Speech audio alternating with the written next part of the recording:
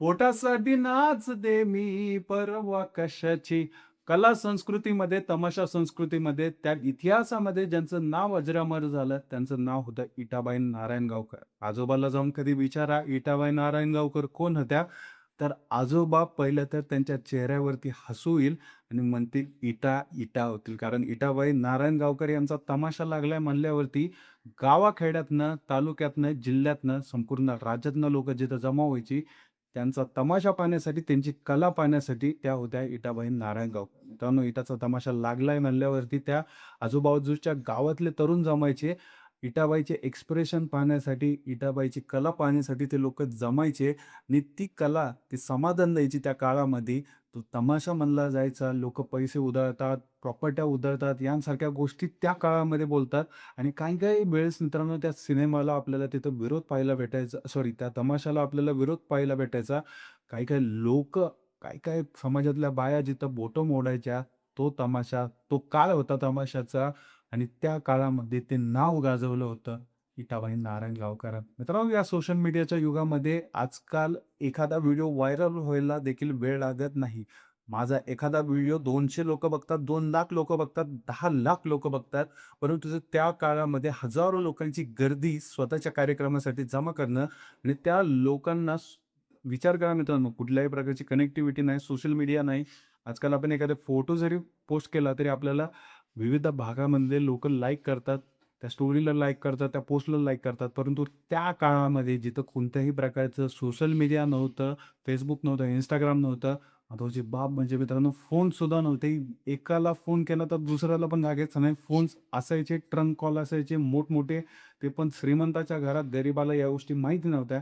आणि त्या काळामध्ये, त्या अंधाराच्या काळामध्ये ज्यांनी या लावणीचा प्रकाश या समाजामध्ये पेरला, त्या होत्या इटाबाई नारायणगावकर. आजकालच्या या पोरी ज्या नाचतात त्या बोर्डावरती म्हणतात आम्ही तमाशा सम्राटनी आहेत, परंतु यांना हे माहीत नाही, हे तमाशा सम्राटनी जे लागतं, ते लोकांनी उपमा देणं गरजेचं असतं आणि या लोकांमधनं ती उपमा जर तुम्हाला भेटत असेल, तुमच्या त्या एक्सप्रेशनसाठी, हावभावासाठी, तुम्ही खऱ्या तमाशा सम्राटनी आहात. नाहीतर आजकाल मित्रांनो अंगप्रदर्शनाच्या नावाखाली काय चाललंय, तमाशाच्या नावाखाली अंगप्रदर्शन चाललंय. महत्त्वाची बाब म्हणजे तर उघडे-नागडे कपडे घालायचे, कसं तरी दाखवायचं, हावभाव वेगळे, एक्सप्रेशन वेगळे, खालेडे एक्सप्रेशन दाखवायचे आणि याला त्या तमाशाच्या कॅटेगरीमध्ये मोडायचं. या गोष्टी मित्रांनो कुठेही पचत नाहीत.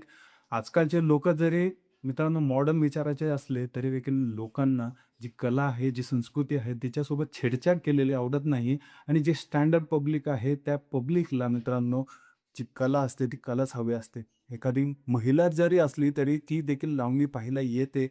परंतु कधी तरी त्या पद्धतीने सादरीकरण त्या लावणीचं झालं असेल, त्यावेळेसच ती लावणी पाहावी वाटते. नाहीतर मित्रांनो लावणीचा अच्या क करून ठेवलेल्या आजकालच्या ज्या कलाकार आहेत, ज्यांना कलाकार म्हणण्यापेक्षा तुम्ही डान्स बारवाल्या बाया म्हणा, त्यांच्यापेक्षा तर तो जमाना वेगळा होता, त्या सगळ्या गोष्टी वेगळ्या होत्या. तरी देखील मित्रांनो, विठाबाई नारायणगावकर यांनी डोक्यावरती पदर असायचा आणि त्या पदरावरती पण मित्रांनो समोरचे लोकं ती कला, ते मनोरंजन एन्जॉय करायचे त्या काळामध्ये. कोणत्याही प्रकारचं अंगप्रदर्शन न करता फक्त स्वतःच्या हावभावावरती, एक्सप्रेशन्सवरती, स्वतःच्या नृत्यावरतीच तमाम लोकांचा हृदय जिंकणाऱ्या इटाबाई नारायणगावकर यांच्या कलेची दखल आता बॉलिवूडनं देखील घेतली. मित्रांनो, लक्ष्मण उदेकर यांच्या दिग्दर्शनाखाली एक सिनेमा येतोय ज्याचं नाव आहे इटा. हा इटा सिनेमा याचा ट्रेलर जो आहे तो रिलीज झालेला आहे. तुम्ही ह्याच्यावरती YouTubeवरती जाऊन पाहू शकता. त्या सिनेमामध्ये ज्या पद्धतीने श्रद्धा कपूर हिने ॲक्टिंग केलेली आहे, पीक लेव्हलची ॲक्टिंग म्हणलं तरी काहीही हरकत नाही मित्रांनो. तो ट्रिझर सांगून जातोय, ते एक्सप्रेशन सांगून जातं ते. ज्या प्रकारे तिने सगळं मार्केट किल केलेलं आहे. बॉलिवूडमधला एक असा सिनेमा येतो मित्रांनो आपल्याला पाहायला भेटणार आहे आता, की जो अक्षरशः या बॉलिवूडच्या लॉबीला थोडंसं साइड आउट करून जे की प्रेमची लॉबी होती, जो की एक इतिहास सांगणारे लक्ष्मण उदेकर यांच्या दिग्दर्शनाखाली हा सिनेमा आपण पाहायला जाणं ही आपली जबाबदारी असणार आहे. मित्रांनो, मराठी कलाकाराबद्दल जाणून घेणं आपल्याला पण गरजेचं आहे आणि आपल्या पोरांना पण गरजेचं आहे. आपले मराठी कलाकार काय होते, कित्येक लोकांचे हृदय जिंकणारे आपले मराठी कलाकार होते, यांच्याबद्दल जाणून घेणं हे आपलं कर्तव्य आहे आणि याच्यासाठी तुम्हाला 28 ऑगस्टला फर्स्ट जो जायचं आहे इटाला. इटाला जायचं, पिक्चर बघायचं, पोरं-बाळांना घेऊन जायचं, कला बघायची, संस्कृती बघायची. आजकालचा घाणेरडा बघपणा बघून तुम्ही वैतागलेला असाल. कुठेतरी पीक लेव्हलची ॲक्टिंग तुम्हाला दिसेल त्या सिनेमामार्फत. नक्की मित्रांनो 28 ऑगस्टला त्या सिनेमाला भेट द्या. पावा जवळच्या सिनेमागृहामध्ये जाऊन इटा हा सिनेमा. नक्कीच मित्रांनो, मी मराठी आहे. मी मराठी कलाकारांना सपोर्ट करणार, मराठी कलाकारांच्या सिनेमांना सपोर्ट करणार, त्यांच्या आयुष्यावरती ज्या पण गोष्टी येतील त्यांना सपोर्ट करणार आहे. दिग्दर्शक तर मराठीच आहे आणि मराठी ही स्टोरी आहे. त्यामुळं आपल्याला तर मराठीचा अभिमान आहे. म्हणूनच फर्स्ट डे फर्स्ट शो माझा हा बुकच असणार आहे. जेव्हा पण तिकीट येतील मी तुम्हाला दाखवेलच. नक्कीच मित्रांनो, तुम्हाला काय वाटतं हा सिनेमा या संपूर्ण बॉलिवूडमध्ये ब्लास्ट करणार का? कमेंट करून सांगा मित्रांनो. भेटूया पुढच्या व्हिडिओमध्ये. जय हिंद.